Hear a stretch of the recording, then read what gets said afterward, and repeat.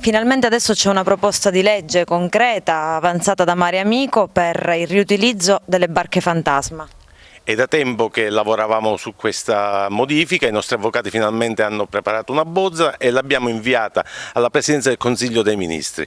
Fino ad oggi lo Stato sequestrava queste barche provenienti dagli sbarchi fantasma e le rottamava, cioè le distruggeva con spese a carico dello Stato. Noi abbiamo chiesto, stiamo chiedendo di allargare la platea delle possibili associazioni che possono farne richiesta, tipo le associazioni no profit, le Proloco e le cooperative dei pescatori. Questo perché è un peccato vedere distruggere dei beni come questi o vederli abbandonati nelle spiagge, che provocano anche un inquinamento di tipo ambientale e paesaggistico. Quindi abbiamo fatto questa proposta, questa è una proposta a costo zero come voleva Di Maio, anzi con esito favorevole entrerebbero dei soldi allo Stato, perché queste barche nel momento in cui vengono riutilizzate, verranno riutilizzate e potranno dare nuova occupazione e anche nei cantieri nuovo lavoro.